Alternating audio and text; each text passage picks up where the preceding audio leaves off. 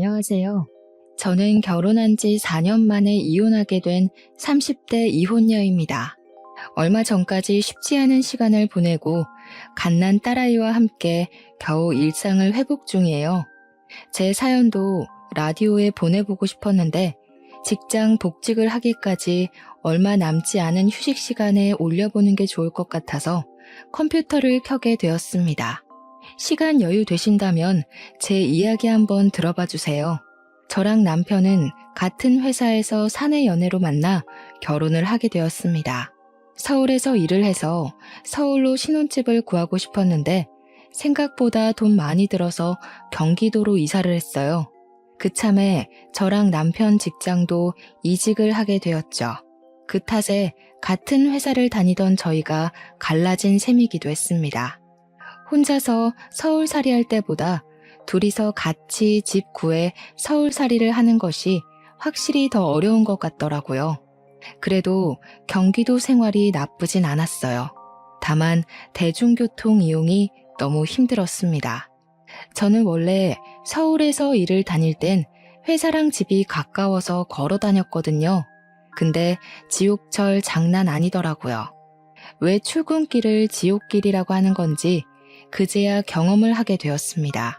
남편은 자차가 있어서 그나마 괜찮은데 저는 남편과 회사가 반대 방향이라서 얻어 탈 수도 없어요.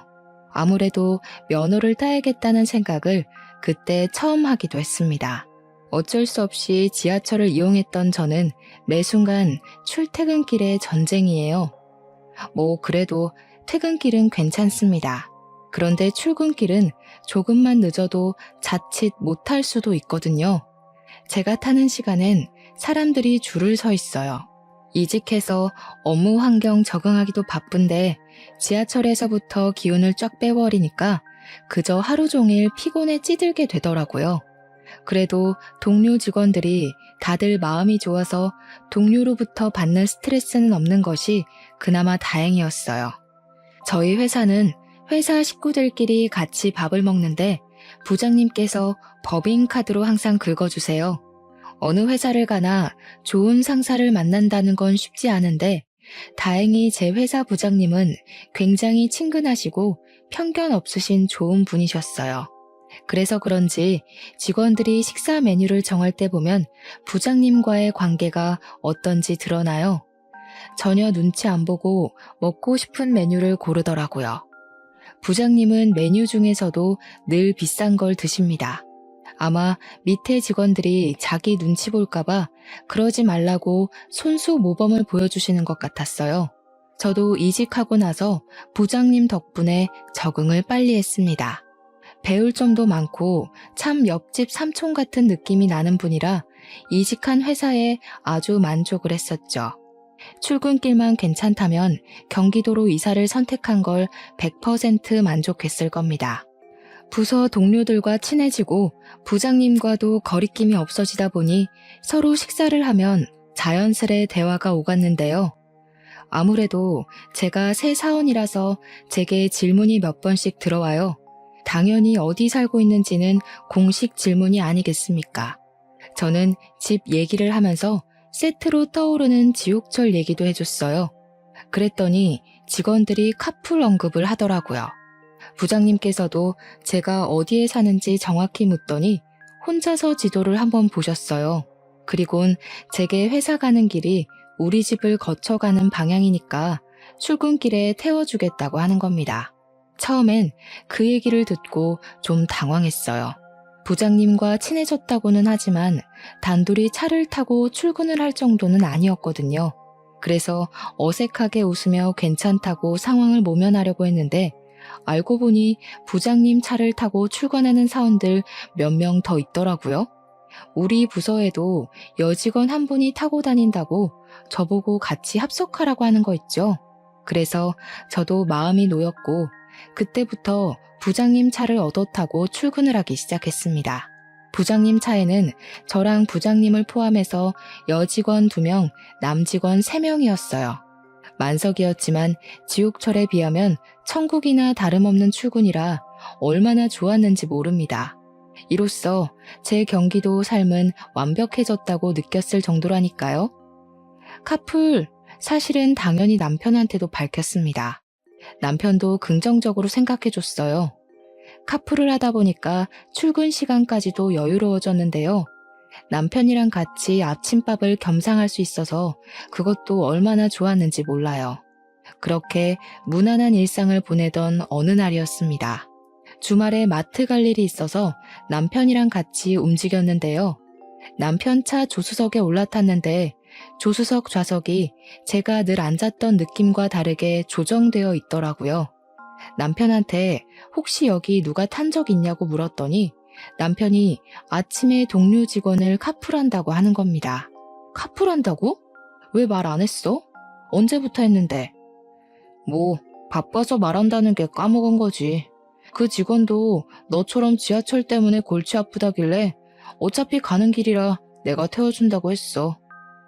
남편은 제 질문에 심드렁한 태도를 보이면서 자꾸 주제를 돌리려고 딴말을 시전했습니다.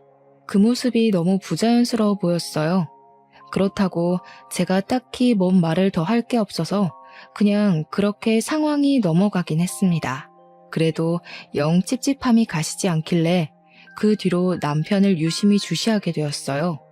그대로 며칠이 더 흐른 후 저는 우연히 남편 폰을 볼 기회가 있었습니다. 남편은 잠금을 귀찮아하는 타입이라 늘 풀려 있어요. 남편 잠깐 자리 비웠을 때 채팅창을 들어가 봤더니 가장 최근 대화창에 의문의 여자 프로필이 있더라고요. 그 여직원과 대화를 많이 한 것 같길래 눌러봤어요. 그렇게 저의 찝찝함은 최대치로 상승해버렸습니다. 대화 내용을 보니까 남편이 카풀해준다는 동료 직원이 여직원이더라고요. 물론 단순히 남편과 같이 출근하는 직원이 여직원이라서 제가 이러는 게 아닙니다. 그 여직원과 나눈 대화 내용이 기분 나빠서 그래요. 서로 주고받는 대화가 연인이라 해도 만무할 만큼 너무 알콩달콩 하더라고요. 여직원이 무슨 아침에 간단한 과일이나 간식, 커피를 챙겨온다고 하면 남편이 눈웃음 보내면서 너무 좋다고 그 어린 여직원을 칭찬하고 띄워주고 난리인 거 있죠. 제일 마지막에 한 멘트에는 심지어 여직원이 남편에게 하트 이모티콘까지 보내놓은 거 아니겠습니까? 대리님 내일 봬요. 제 꿈 꾸세요. 이런 말을 왜 하는 걸까요? 거기에 남편은 또 뭐라고 답해놓은 줄 아시나요? 결혼하고 나서 저한테는 생전 이모티콘 안 써주던 남편이 그 여직원에게는 사랑의 총알을 쏘는 이모티콘을 보내놨네요. 이건 남편에게 안 물어볼 수가 없어서 저는 당장 남편에게 가서 숨기지 않고 남편에게 물어봤어요. 당신 카풀하는 직원이 여직원이었어? 왜 말 안 했어? 그 여직원이랑 단둘이 출근하고 있는 거야? 설마 퇴근도 같이 해? 내 폰 봤냐? 왜 남의 폰을 함부로 보고 난리야. 카풀하는 게 뭐? 그래 한다. 너도 카풀하면서 뭘 그렇게 정색해? 너는 되고 나는 안 돼? 내가 남직원이랑 단둘이 타고 다니니? 둘이 대화한 거 보니까 그 여직원이랑 아주 신혼부부가 따로 없던데 같이 출퇴근하는 거면 차만 얻어 타면 되지. 뭐하러 도시락을 싸고 커피를 챙겨오고 난린데. 그리고 당신 회사는 사원이 대리한테 내 꿈꾸라고 그러니? 막 하트 보내고? 아 좀. 지금 하고 싶은 말이 뭔데? 내가 바람 피운다는 거냐? 야, 너 그거 정신병이야. 내가 무슨 스킨십을 했냐? 모텔을 갔어? 누가 보면 의부증이라고 보겠네. 이상한 소설 좀 쓰지 마. 무슨 말도 안 되는 소리라고 있어. 남편은 제게 성질을 와락 내면서 쌍욕까지 했습니다. 제가 여러 번 물은 것도 아니고 그날 처음 한번 물어본 거였어요. 그런 저를 정신병 취급까지 하는 남편에게 저도 서운하더라고요. 남편이 제게 해준 해명은 하나도 와닿지가 않고 시원하게 찝찝함이 사라진 것도 아닌데 되레 욕을 먹어버렸으니 남편이 너무 미웠습니다. 한편으로는 제가 본 의심스러운 정황이 사실일지도 모른다는 생각에 겁도 났어요. 그래서 그날은 저도 화가 나고 눈물 나서 서울에 있는 친정집으로 가버렸습니다. 부모님이 갑자기 찾아온 저를 보고 놀랐고 저는 굳이 남편과 있었던 일을 안 숨기고 얘기해 줬어요. 난감했던 부모님은 제가 친정에 있다는 걸 몰래 남편에게 연락해서 알려줬나 보더라고요. 그날 밤에 남편이 찾아왔는데 친정 부모님께 줄 선물하고 제 것도 챙겨서 온 겁니다. 그리고 남편이 제게 먼저 잘못했다고 용서를 빌었어요. 내가 미안해. 그래도 이렇게 갑자기 친정으로 와버리면 어떻게 해. 장모님께서 전화와서 그렇게 얘기하는데 내가 얼마나 간 떨어질 뻔했는지 알아? 남의 집 귀한 딸내미 흠집냈다고 생각하실까봐 얼마나 노심초사했다고. 당신이 생각하는 그런 거 진짜 아니야. 그 여직원이 애교가 많아서 그랬을 뿐이야. 그 여직원이 애교 많고 안 많고가 중요한 게 아니잖아. 당신이 그걸 왜 받아주고 있냐고. 당신은 내가 다른 남자랑 하트 이모티콘 주고받고 아침마다 둘이서 도시락 까먹고 하면 좋겠어? 당연히 싫지. 상상만 해도 질투나네. 미안하다. 내가 입장 바꿔서 생각해봤어야 했는데 실수했어. 다신 안 그럴 테니까 그만 집에 돌아가자. 그럼 약속해. 카풀하지 않기로. 나도 다시 지하철 타고 다닐 테니까 당신도 이제부터 혼자 다녀. 아무도 카풀하지 마. 좀 유치하다 생각하실 수도 있지만 이렇게 확실히 싹을 잘라놔야 다음에 더 큰 문제가 안 생긴다고 생각했어요. 다행히도 남편은 제 입장을 이해해줬고 카풀도 안 하겠다고 수긍해줬습니다. 그래서 저는 그날 밤늦게 남편과 신혼집으로 돌아갔어요. 우린 그렇게 잠깐의 위기를 넘기고 무난하게 또 잘 살았습니다. 제 출근길은 다시 지옥철이 되었지만 다니다 보니 익숙해져서 괜찮았어요. 또 대중교통 이용하니까 생활운동도 되는 것 같고 좋더라고요. 그러던 어느 날 제가 남편 차 트렁크에 볼 일이 있어서 남편 차키를 대신 들고 남편 차를 찾은 날이 있었는데요. 할 일을 하다가 우연히 조수석 방향을 보게 됐어요. 그런데 조수석 좌석이 좀 이상한 겁니다. 하던 일을 멈추고 조수석으로 가서 확인을 해봤더니 조수석 등받이가 뒤로 확 젖혀져 있는 거 아니겠어요? 조수석이 젖혀져 있을 일이 뭐가 있을까요? 제가 운전을 안 해서 운전자 행동에 대해 잘 아는 건 아니지만 조수석을 완전히 젖힐 만한 일이 뭐가 있나요? 알고 계시면 코멘트 좀 부탁드립니다. 어쨌든 제가 몰라서 그럴 수도 있지만 일단 저는 그게 이해가 안 되었다는 거예요. 그래서 남편한테 가서 또 따지듯이 물었습니다. 왜 조수석이 뒤로 넘어가 있냐고 말이죠. 아, 운전하다가 피곤해서 갓길에 차 대고 눈 좀 붙였어. 운전하다가 졸리면 조수석에서 그렇게 자는 운전자들 많아. 그럼 운전석을 넘겨서 자면 되는 거 아닙니까? 왜 불편하게 조수석까지 넘어와서 자는 거죠? 이해 안 되는 부분은 여전히 많았지만 괜히 더 질문했다가는 싸울까봐 넘어가야 했어요. 솔직히 설마 또 카풀하고 있냐고 여자랑 딴짓한 거 아니냐고 묻고 싶었거든요. 근데 참았어요. 근거 없이 남편을 몰아붙이고 싶진 않았습니다. 그 일은 그냥 그렇게 넘어갔어요. 바쁘게 살다 보니까 애매한 건 오래 못 붙들고 있고 금세 까먹게 되더라고요. 그렇게 시간이 흐르고 가족 여행을 가는 날이 왔는데요. 저랑 남편은 결혼 때부터 적금을 모아서 훗날 가족 여행을 가자고 계획을 했었습니다. 벌써 적당 금액이 맞춰졌고 덕분에 가족 여행을 실현할 일정을 잡을 수 있었어요. 이번 여행은 해외로 가는 거라서 친정이랑 시댁을 다 모아서 떠나기로 했습니다.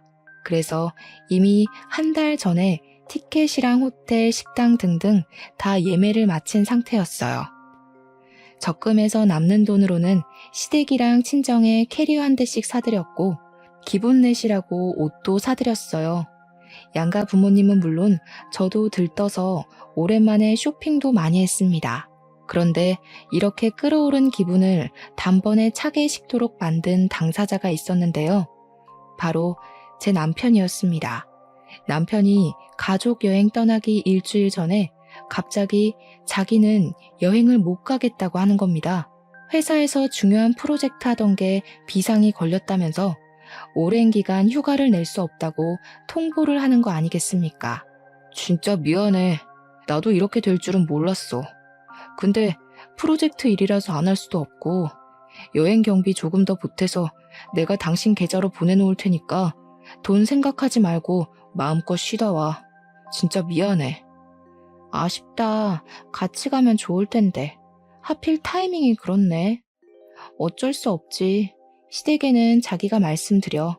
우리 집엔 내가 말할게. 원래 같이 가기로 한 상황에서 구성원이 한 명 빠지면 괜히 김 빠지잖아요. 그때 제 기분이 딱 그랬어요. 하지만 어쩌겠어요. 저도 남편과 동종업계 사람이라서 프로젝트에 비상이 걸리면 휴가 반납해야 된다는 거 누구보다 잘 알고 있거든요. 많이 아쉬웠지만 어쩔 수 없었어요. 결국 남편 빼고 양가 부모님 모셔서 가까운 여행지로 떠났습니다. 고맙게도 남편이 공항까지는 데려다주고 갔어요. 나중에 귀국하는 날에도 마중 오겠다고 약속해 주었어요. 남편의 배웅을 받을 때는 마치 영영 이별하는 것처럼 속상했는데 놀다 보니까 또 그런 건 금방 잊히더라고요. 그래도 한 번씩은 남편도 같이 왔으면 좋았을 텐데 하는 아쉬움이 불쑥불쑥 튀어나왔어요. 양가 부모님은 저더러 낙오된 놈 생각 말고 노는 데에 집중하라고 했지만 그래도 제가 남편의 배우자 아닙니까? 남편은 제가 꾸준히 챙겨야지 누가 하겠어요. 한참 돌아다니면서 실컷 먹고 저녁 식사는 호텔 레스토랑을 예약해 놓았습니다. 마침 저희가 그 호텔에 묵었기 때문에 잠깐 옷 갈아입는다고 숙소로 흩어졌어요. 남편이 왔다면 같이 사용했을 호텔에서 저 혼자 덩그러니 침대에 앉아 휴대폰을 확인했습니다. 여유 시간이 있어서 남편한테 연락해 보려고요. 때마침 남편한테 먼저 문자가 와 있더라고요. 잘 노는지 궁금해서 연락했겠구나 싶은 생각을 하면서 확인했는데 그 문자 내용이 좀 이상했습니다. 저기요, 나 회식 끝났어. 이제 차 타거든? 집에 가서 많이 사랑해 줄게. 기다려. 제가 여행을 떠나서 집에 없는 거 알 텐데 남편이 왜 이런 문자를 보냈지? 처음에는 당황스러웠어요. 근데 생각할수록 뭔가 수상하게 느껴지더라고요. 저는 바로 남편한테 전화를 걸었습니다. 안 받더라고요. 계속 걸었어요. 근데 거는 족족 고의로 끊어지기만 하더니 나중에는 아예 전화가 꺼져 있다는 신호음이 들렸습니다. 그 뒤로도 여행 내내 남편에게서 연락이 안 되었어요. 이거 정말 수상하지 않습니까? 이건 제가 남편에게 따지고 들어도 의부증이냐는 욕먹을 이유 없는 거 아닌가요? 여행을 오고 당일만 즐거웠지 저는 남편 때문에 신경 쓰여서 남은 여행 기간 동안 엄청난 스트레스를 받으며 보냈습니다. 한국으로 돌아갈 날만 기다리며 칼을 갈았어요. 그리고 드디어 한국 귀국 날. 원래라면 남편이 데리러 오기로 했는데 연락이 안 되니까 저는 양가 부모님께 택시비를 챙겨드리고 배웅해야 했습니다. 저도 택시를 타고 바로 집으로 갔어요. 남편은 당연히 출근을 해서 없는 시간이었습니다. 저는 도착하자마자 가방 정리도 안 하고 옷도 안 갈아입고 바로 집을 뒤졌어요. 아니, 딱히 뒤질 필요도 없었습니다. 화장실 들어가자마자 쓰레기통에 보이는 피임 도구 포장지를 보고서 남편의 불륜을 확신했어요. 남편이 평소 청소하는 걸 잘 못해서 제가 가족여행 가기 전에 쓰레기를 한번 싹 다 정리해주고 갔거든요. 근데 갔다 왔더니 저도 모르는 껍데기가 떡하니 있네요. 이거 완전 증거물 아닙니까? 단단히 화난 저는 남편이 퇴근하는 시간까지 씻지도 않고 기다렸다가 마주했어요. 슬그머니 들어온 남편은 제가 무어라 한마디 하기도 전에 제 앞으로 다가오더니 다짜고짜 무릎을 꿇었습니다. 밑도 끝도 없이 미안하다고만 하길래 그런 식으로 상황을 무마하려는 것 같아서 제가 구체적으로 물었어요. 대체 그 문자 뭐냐고, 나 몰래 바람 피우냐고 따지면서 꼬치꼬치 캐물었습니다. 그랬더니 남편이 제가 여행 가 있는 내내 마땅한 변명거리를 못 찾았던 건지 끝내 불륜 사실을 인정했어요. 미안해 여보. 내가 진짜 정신 나갔었나 봐. 잠깐 현혹되었던 거지. 절대 진심 같은 건 없었어. 무슨 말을 해도 여보한테 핑계로 들릴 거 아니까 말도 제대로 못하겠는데 나 진짜 한 번밖에 안 했어. 뭐? 지금 그걸 변명이라고 해? 이런 식으로 행동해놓고 지난번에 나더러 의부증이니 정신병이니 그랬던 거냐? 그때 그 카풀 여직원이랑 바람 피운 거지? 그년이랑 나 몰래 계속 카풀도 했지? 그건 진짜 아니야. 카풀은 당신이랑 약속했을 때 진작에 끝냈어. 그냥 그 애가 갑자기 자기 애인이랑 헤어졌다고 술 한잔 해주면 안 되냐고 해서 밖에 춥기도 하고 우리 집에서 간단하게 한잔 했는데 그래서 잤다. 심지어 우리 집을 데리고 왔네. 그래, 그랬겠지. 그랬으니까 미처 뒤처리도 제대로 못하고 나한테 걸렸겠지. 나 더 이상 당신이랑 할 말 없어. 그냥 이혼하자. 더 말 안 하고 자리에서 일어나는 저를 남편이 급하게 붙잡았습니다. 처음에 한 번 봐줬으면 됐지 뭐가 예쁘다고 두 번씩이나 봐주겠나요? 꼴도 보기 싫어서 저는 남편을 무시하고 친정에 전화했어요. 이혼하겠다고 말이죠. 그러고는 시댁엔 남편더러 말하라고 했습니다. 만약 거짓말로 이를 시 내가 직접 상간녀 데리고 시댁 찾아갈 거라고 해줬더니 남편이 한껏 기죽어서는 알겠다고 하더군요. 그리고 저는 그날 각방을 썼습니다. 다음날 이혼 합의서를 준비할 생각이었어요. 그렇게 다음날 아침이 되었고 남편 출근하고 아무도 없는 오후에 누가 찾아왔습니다. 마침 저는 여행 때문에 피곤해서 쉬려고 연차 하루를 더 내서 집에 있는 상황이었거든요. 그 시간에 올 사람은 남편 말고는 없는데 혹시 시댁에서 찾아온 건가 싶어서 인터폰을 확인했어요. 그런데 처음 보는 아가씨가 서 있더라고요. 누구냐고 물었더니 돌아오는 답변이 아주 기가 막혔습니다. 세상에나 제가 가족여행 가 있을 때 남편이 실수로 제게 보냈던 문자의 진짜 주인공이시더라고요. 남편의 상간녀란 말입니다. 꼴에 한 번 와봤다고 이 집을 또 찾아온 게 너무 웃긴 거 있죠? 낯짝 두껍게 제가 있는 시간을 알고 찾아온 것 같았어요. 무슨 소리를 하려고 왔나 궁금해서 문을 열어줬습니다. 일단은 제가 먼저 상간녀에게 통성명 없이 통보했어요. 이혼해 줄 테니까 남편 데리고 살라고 했죠. 그랬더니 갑자기 상간녀가 냅다 무릎을 꿇대요. 죄송해요 사모님. 제가 죽을 죄를 지었어요. 그러니까 제발 이혼은 하지 말아주세요. 저희 그렇게 오래 만난 거 아니고 진지한 사이도 아니거든요. 진짜 잠깐 제정신 아니었던 거예요. 제가 다 정리할 테니까 제발 이혼하지 마세요.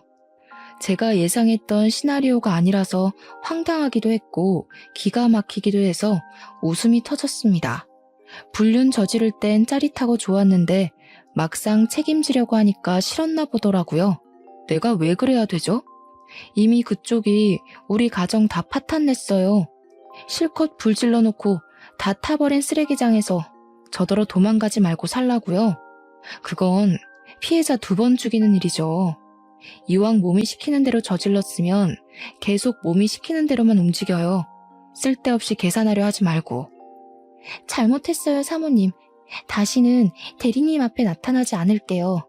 저 때문에 대리님이 흔들린 거니까 제가 알아서 떨어져 나가면 대리님도 다신 한눈 안 팔 거예요. 제발 부탁드려요. 너무 화가 났습니다. 상간녀가 뻔뻔한 표정만 지어도 바로 머리채를 잡아버리려고 했는데 이렇게 두 손 싹싹 빌면서 용서를 구하니까 진짜 돌아버리겠더라고요. 솔직히 이혼하지 말라는 상간녀 말에 안 흔들렸다면 거짓말입니다. 요즘은 이혼이 예전보다 쉽긴 해도 저는 제 인생의 결혼 실패 이력을 남기고 싶지 않았거든요. 무슨 욕을 하셔도 달게 받을게요. 근데 이혼만큼은 제발요. 대리님이 사모님 많이 좋아하고 계세요. 그런데 이혼하면 두 분 너무 속상하실 거잖아요. 제가 불청객 맞으니까 제가 알아서 빠져준다고요. 불청객이 사라져주겠다는데 굳이 이혼할 필요는 없지 않으세요? 지금 장난해요? 학교에서 반성문 쓰는 겁니까? 실컷 불륜행각 다 저질러서 잘 사는 가정 어지럽혀 놓고 어쩜 뻔뻔하게 이혼을 하지 말라고 해요? 그쪽이 뭔데 내 선택에 이래라 저래라 간섭하는 거냐고요. 상간녀는 자기 때문에 이혼만은 말아달라 사정하고 겨우 떠났습니다. 그 뒤로 저 진짜 많이 고민했어요.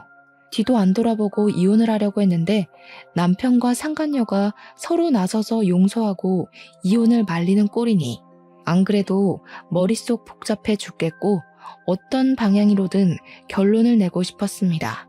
그러나 하필 그 시기에 뜻밖의 소식이 찾아왔어요.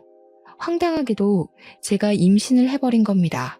임신한 걸 한 달 좀 넘어서 알게 됐는데 아무래도 가족 여행 가기 전에 만들어진 아이 같았어요. 임신 때문에 더 이혼이 고민되었습니다. 솔직히 이혼하지 말자는 쪽으로 마음이 기울고 있었어요. 저는 남편에게 임신 사실을 알리면서 주먹으로 한 대 쥐어 박아줬습니다. 그러자 남편이 다시 무릎을 꿇으면서 앞으로는 절대 바람 안 피운다고 울면서 매달리더군요. 결국 저는 아기 때문에 이혼을 포기하게 되었어요. 아기에게 완연한 가정을 선물해주고 싶었거든요. 그렇다고 제가 남편을 용서한 건 아닙니다. 저는 남편의 실수를 절대 잊지 않고 남편 태도를 지켜봤어요. 의외로 남편은 제가 출산을 할 때까지 연애 때도 안 보여줬던 사랑과 노력을 쏟아붓더라고요. 퇴근하면 바로 집에 오는 것은 기본이었고 제가 먹고 싶다는 게 있으면 새벽 늦게라도 동네를 다 돌아서 갖다 바쳐줬어요. 매일 밤 자기 전에 마사지도 해줬고 틀살 크림은 저보다 더 꼼꼼하게 챙겨서 발라주었습니다. 남편은 정말 지극정성이었어요. 10번 찍어 안 넘어가는 나무 없듯이 저도 남편의 한결같은 헌신에 끝내 마음이 풀리고 말았습니다. 저는 그렇게 남편에게 공주 대접을 받으면서 무사히 순산을 했어요. 아주 예쁜 딸을 낳았습니다. 남편이 딸을 안으면서 세상을 다 가진 얼굴을 만들었을 때 그 순간 저는 남편과의 관계에서 더 없는 행복을 느꼈어요. 남편이 건네는 손을 맞잡으면서 우리 더 열심히 살자고, 우리 딸같이 잘 키워보자고 서로 다짐하고 약속했습니다. 가족 하나 더 생겼을 뿐인데 집안 분위기가 많이 바뀌었어요. 조금 더 가족이란 울타리가 단단해진 느낌이었달까? 어쨌든 하루하루가 바쁘면서도 행복했습니다. 이렇게만 행복할 수 있게 해달라고 틈만 나면 속으로 빌기도 했네요. 하지만 또 너무 행복하면 불행이 찾아온다는 말이 있잖아요. 그게 괜히 나온 말이 아닐 거란 말이죠. 그래서 한편으로는 왠지 모를 불안을 느끼기도 했습니다. 아니나 다를까 끝내 제게는 더 이상 참지 못할 불운이 또 닥치고 말았는데요. 어느 날 남편이 새벽에 자다가 갑자기 벌떡 일어나더니 허겁지겁 옷을 입기 시작하더라고요. 덩달아 놀란 저도 몸을 일으키며 왜 그러냐고 물었는데 남편 하는 말이 부장님 아내가 상을 당했다고 하는 겁니다. 그 말에 저도 당황해서 얼른 남편의 검은 옷 찾아주고 양말까지 챙겨주었어요. 세수도 못하고 나가는 남편을 위해서 대충 물티슈로 눈곱만 정리해준 뒤 배웅을 했습니다. 오늘 아침까지 못 들어올 것 같으니까 나 신경 쓰지 말고 자. 우리 딸한테 무슨 문제 있으면 바로 연락하고. 우리 걱정하지 말고 당신 운전 조심해. 서울이라고 했지? 이 새벽에 언제 거기까지 가냐. 졸릴 것 같으면 차에 있는 껌 꼭 씹어. 남편은 제게 걱정 말라고 괜히 깨워서 미안하다며 제 이마에 뽀뽀를 해주고 나갔습니다. 그렇게 치밀하게 준비해서 나가더니 결국 이 모든 게 거짓말이란 걸 알았을 때 정말 괴로웠어요. 알고 보니까 남편이 그리 바쁘게 튀어나간 것이 부장님 아내 상이 아니라 상간녀 출산 때문이었더라고요. 그걸 제가 어떻게 눈치챘는지 말씀드릴게요. 급하게 나간 남편 때문에 잠이 깬 저는 우리 딸이 잘 자는지 살피다가 일찍 깬 김에 세탁기 예약 맞추려고 빨래 뒤졌거든요. 근데 그 순간 낯선 냄새가 코로 훅 들어오더라고요. 저도 남편도 누구도 쓰지 않는 향수 냄새였습니다. 그래서 저는 그 옷을 찾아 일일이 냄새를 맡아봤고 유독 심하게 냄새가 나고 있는 남편의 등산복 바지를 발견했어요. 바로 그 옷 뒤졌는데 뒷주머니에서 웬 영수증이 있길래 살펴보니까 상표가 어느 산부인과더라고요. 그때 저는 잊고 있던 과거의 트라우마가 바로 도졌습니다. 제가 남편의 부장님을 모르는 게 아니거든요. 남편이 신혼 때에 직장 사람들을 집으로 데려온 적이 있어서 안면을 튼 사이입니다. 그래서 저는 확인을 하고 싶었어요. 그렇다고 늦은 새벽에 민폐를 끼칠 순 없어 뜬 눈으로 남은 새벽을 다 지샌 후에 다음날 아침까지 기다렸다가 일찍 부장님께 연락해 봤습니다. 부장님 연락처는 남편 회사에 전화만 해도 부장님 책상으로 연결될 수 있었어요. 안녕하세요, 부장님. 저 김지훈 대리 와이프입니다. 남편 혼자만 보내서 죄송해요. 저도 같이 갔어야 했는데 딸이 있어서 못 가보고 이렇게 전화만 드려요. 아, 김지훈 대리 알죠? 근데 무슨 말씀이신지 이해가 잘 안 되네요. 김지훈 대리를 어디에 보냈다는 거죠? 오늘 연차를 낸 걸로 알고 있는데요. 네? 사모님께서 상을 당하셨다고 들었는데 아닌가요? 저는 그때 부장님의 불쾌한 헛기침을 들었습니다. 역시 이 모든 건 남편의 핑계였다는 것이 밝혀진 셈이었어요. 남편에 대한 불륜을 확신했죠. 저는 바로 부장님께 사과를 드린 후에 남편을 어떻게 맞이할지 생각했습니다. 근데 나중에 오후 좀 넘어가니까 남편한테 따로 문자가 오더라고요. 문자를 보면서 진짜 온갖 정남이가 다 떨어졌어요. 남편은 지금 부장님이 너무 힘들어하셔서 동료들끼리 3일 내내 곁을 지켜주기로 했다며 외박한다고 하는 거 아니겠어요? 순간 기가 막혀서 웃음도 안 나왔습니다. 제 분노는 시간이 갈수록 최대치를 향해 올라갔어요. 가만히 앉아서 남편을 기다리고 있을 수만은 없겠더라고요. 짜증이 한가득 났던 저는 다음날 아침 딸을 데리고 제가 영수증에서 본 산부인과를 찾아갔습니다. 영수증 날짜를 보니까 산부인과를 방문한 지 얼마 안 된 것 같던데 혹시 상간녀와 남편에 대한 정보라도 얻을 수 있을까 싶어서 찾아갔어요. 와, 그런데 정보는 무슨 그냥 남편이 거기에 있더라고요. 병원 직원들에게 상간녀 이름을 물어보니 그 즉시 병실 호수를 알려주는데 그 순간 숨이 턱 막혔습니다. 직원들이 알려준 곳으로 가서 문 열었는데 우습게도 둘 다 아직 꿈나라인 거 있죠? 들어가서 제대로 구경해보니까 여자 얼굴은 좀 낯익더라고요.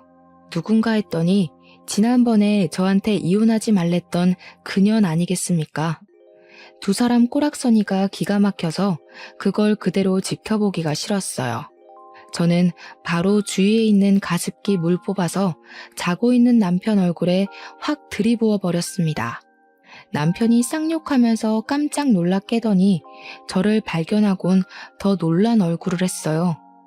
순식간에 산만한 분위기에 상간녀도 잠에서 깼습니다.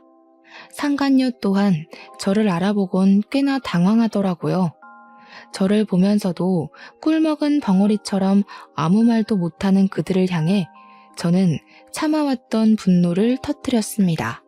야, 당신 내가 이혼하자고 할 때 왜 잡았니?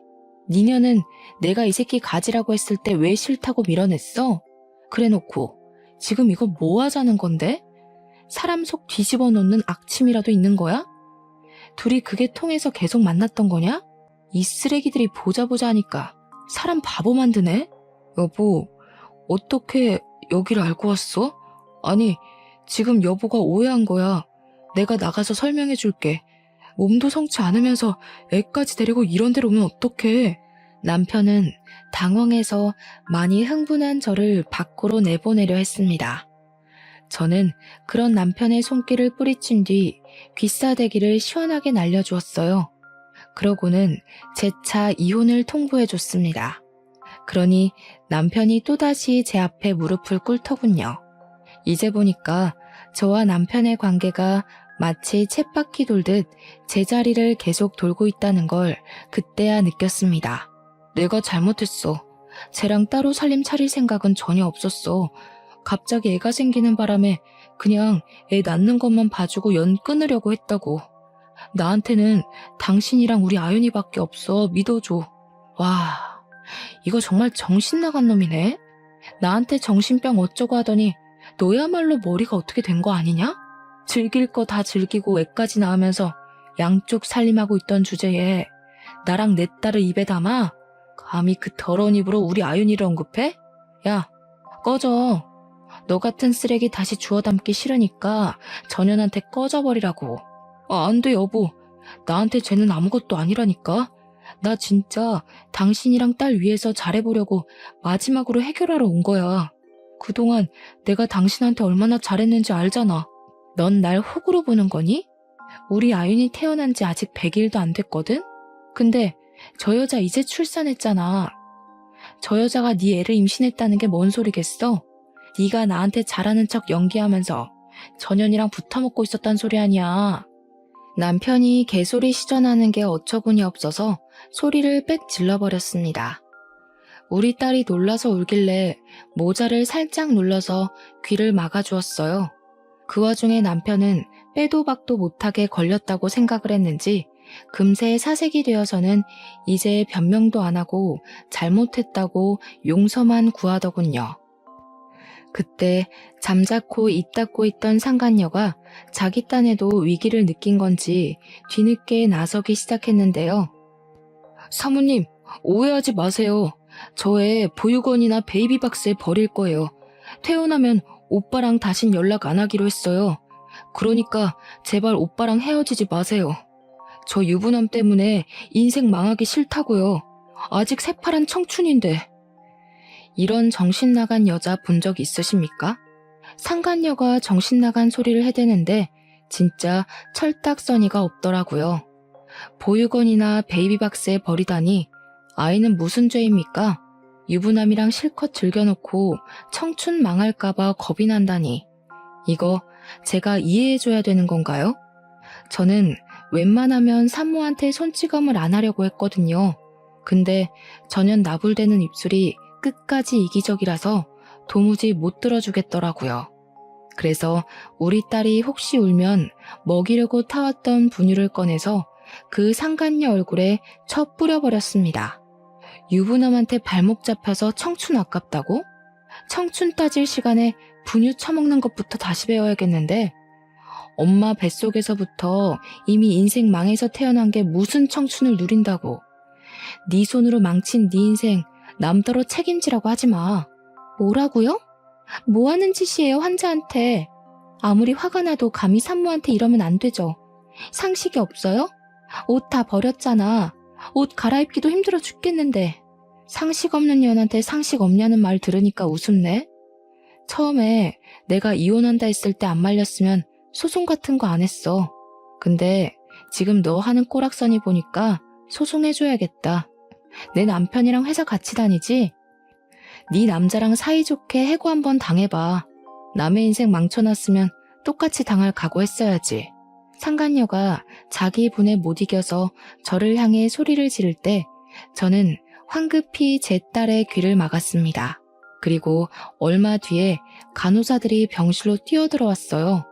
그러거나 말거나 저는 그만 병실을 나서려고 했습니다. 그런 저를 남편이 붙잡으면서 여보 여보 거렸고 졸지에 간호사들은 이 병실의 산모가 상간녀라는 것을 알게 되었을 겁니다.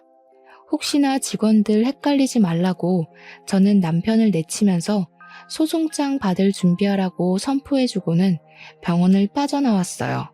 그대로 나온 저는 남편이 따라오는 걸 느껴서 급하게 택시를 잡아 탔습니다. 택시 문을 닫았을 때 남편이 들이닥치려고 했는데 제가 빨리 출발해달라고 해서 남편을 따돌렸어요. 근데 산부인과 주차장이 지상에 있었거든요.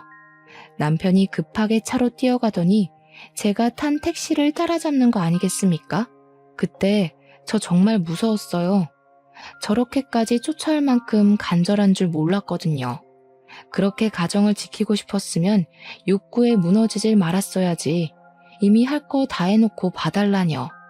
제가 돌아가기만 하면 그 자리에 그대로 있는 고향 같은 존재입니까? 이젠 남편의 똑같은 패턴에 흔들려줄 생각이 없었어요. 아무래도 제가 남편의 불륜에 내성이 생겨버렸나 봅니다. 어쨌든 출발한 지 한 3분 정도 지났을 때도 남편이 계속 쫓아오고 있었어요. 전화를 해서 그만하라고 했는데도 남편은 다시 기회를 달라는 소리뿐이었습니다. 그리고 그 순간이었어요. 전화를 끊으려는데 수화기 너머로 쿵 하는 소리가 들리더라고요. 뭔가 싶어서 돌아봤더니 남편 마음이 급했는지 저를 쫓아온다고 빨간 신호를 어겨버린 겁니다. 그래서 횡단보도 건너는 사람 쳐버린 거예요. 그걸 보고 너무 놀랐는데 이 정신나간 놈이 사람들 다 보는 상황인데도 저를 붙잡으려고 뺑소니 하는 거 아니겠습니까? 결국 저는 기사님한테 급하게 말씀드려서 택시를 세웠습니다. 택시에서 내렸더니 사람들이 남편 차를 우르르 쫓아와 남편을 붙잡는 상황이 발생했어요. 남편은 저를 따라 차를 세웠고 차에서 내리는 순간 사람들에게 붙잡혀버렸죠. 사람들은 남편을 잡아 끌면서 경찰에 신고를 했습니다. 사람을 쳐놓고 어딜 도망가냐고 쓰레기 취급을 당했어요. 그 와중에도 남편이 제게 얘기 좀 하자고 소리를 지르길래 저는 오히려 사람들한테 도움을 청했을 뿐입니다. 저놈이 저랑 우리 딸을 위협한다고 말이죠. 그랬더니 사람들은 남편이 더더욱 제 곁에 못 오도록 막아주었어요. 그 사이 112는 금방 나타나 남편을 바로 체포했습니다. 남편은 바로 연행되어 갔고 저는 남편 차에 치인 피해자가 걱정이 돼서 사고 횡단보도로 뛰어갔어요. 어느새 119까지 와서 피해자를 실었습니다. 그리고 저는 그 피해자가 저 때문에 사고를 당하게 된 것 같아서 끝까지 지켜봐주고 싶었어요. 보호자가 오기 전까지 구급차를 타고 함께 따라갔고 수술실 앞도 지키고 있었습니다. 피해자 가족들이 오시고 난 후에 집으로 돌아올 수 있었어요. 남편을 소송하는 과정에서 알았는데 그 피해자분이 안타깝게도 크게 사고를 당해서 뇌사 상태가 되었다고 하더라고요. 그래서 남편은 도주치상죄를 물어 징역 3년을 선고받았습니다. 거기다 저는 바로 이혼 소송과 상간녀 소송을 진행했고 정신적 손해배상과 양육비를 청구했어요. 남편은 수감 생활 3년을 마치고 나오더라도 어마어마한 빚 때문에 계속해서 감방에 사는 기분을 느낄 겁니다. 그런데 재판 과정에서 예상치 못한 죄명이 추가되는 바람에 남편의 형량이 더 추가되는 일이 발생했는데요. 남편이 재판받던 도중에 뺑소니 피해자가 결국 사망을 해버렸다고 해요. 그래서 남편은 총 7년의 징역을 선고받게 되었습니다. 남편의 깜빵 생활이 늘어난 건 다행인 일이지만 어느 날 한순간에 떠나버린 고인은 무슨 죄인가요? 남편 때문에 지금 몇 사람이 피해를 본 건지 모르겠네요. 부디 남편이 자신의 모든 잘못을 똑똑히 알고서 평생 죄책감에 불행해 살면서 살았으면 좋겠습니다. 그리고 상간녀는 당연히 회사에서 쫓겨났어요. 제가 따로 소문을 낸 건 아닌데 이미 그 상간녀 이미지가 회사에서 꽃뱀 같은 느낌이더라고요. 제 전 남편이랑만 사고를 친 게 아닌 건지 몇 건 더 걸린 것 같았는데 아이를 임신한 건 제 전 남편과 처음이 아니었나 봐요. 이미 널리 소문이 퍼진 거 있죠. 딱히 더 이상 손댈 이유는 없을 것 같아서 상간녀와의 관계는 그 정도로 마무리해버렸습니다. 그렇게 저는 현재 신혼집을 정리하고 딸과 함께 다시 서울로 이사를 갔어요. 아무래도 식구 하나라도 더 있는 곳에 있어야 그간의 상처를 빨리 잊을 수 있을 것 같았거든요. 다행히도 딸은 아직까지 건강하게 많이 웃으면서 크고 있어요. 저도 받은 위자료가 많아서 한동안은 일 안 하고 딸이랑 부모님과 힐링의 시간을 좀 보낼까 합니다. 그리고 현재는 친정집 이사도 알아보고 있어요. 전 남편이 평생 그곳에서 늙어 죽을 만큼 긴 형량을 받은 것이 아니기 때문에 언젠가는 저를 찾을 수도 있을 것 같단 말이죠. 경기도에 집을 없애버렸으니 그 다음 찾아올 곳은 서울 친정집일 확률이 높거든요. 저희 가족을 지키려면 전 남편과 연결되어 있는 모든 영역을 끊어내야 된다고 생각했습니다. 괜히 부모님께도 민폐를 끼치고 있는 것 같아 좀 죄송하네요. 앞으로는 괜한 남자 믿지 말고 단단한 엄마로서 새 인생을 살아보려 합니다. 여러분들께서 응원 한마디씩 해주시면 더 힘이 날 것 같아요. 저도 여러분들의 앞날을 멀리서 응원하겠습니다. 꼭 감당할 수 있는 고충만 겪으시고 감당하기 벅찬 행복을 느끼시길 바래요. 그럼 지금까지 사연 들어주셔서 감사합니다.